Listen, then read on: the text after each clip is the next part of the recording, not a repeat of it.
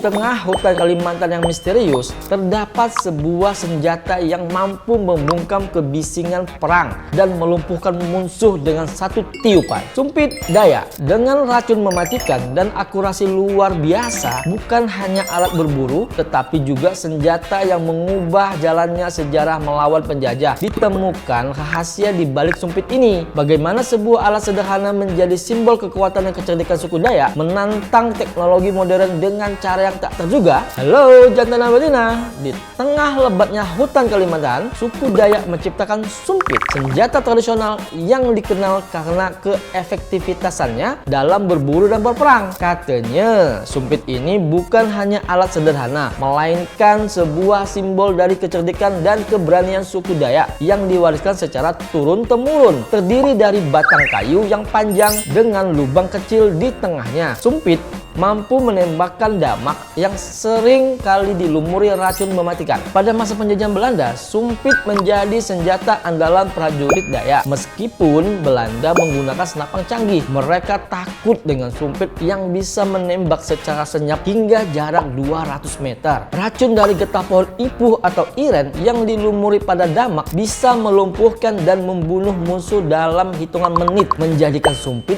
alat yang sangat ditakuti. Katanya, tidak hanya digunakan dalam perang, sumpit juga digunakan untuk berburu hewan seperti rusa, babi hutan, dan burung. Bagi suku Dayak, berburu dengan sumpit adalah bagian dari tradisi dan tanda kedewasaan bagi pria. Kemampuan menyumpit dengan tepat bukan hanya soal bertahan hidup, tetapi juga menjadi simbol keahlian dan kehormatan dalam masyarakat mereka. Sumpit Dayak memiliki kesamaan dengan senjata serupa di berbagai budaya lain. Di Jepang, sumpit dikenal sebagai fukiya, digunakan oleh para samurai dan diakui sebagai cabang olahraga internasional Fukiyodo Association. Pengakuan internasional ini menunjukkan bahwa sumpit meskipun berasal dari tradisi kuno masih relevan dan dihargai di berbagai belahan dunia. Meski fungsinya telah banyak berubah, sumpit tetap menjadi bagian penting dari kehidupan suku Dayak. Katanya, pemerintah daerah rutin mengadakan lomba menyumpit untuk melestarikan tradisi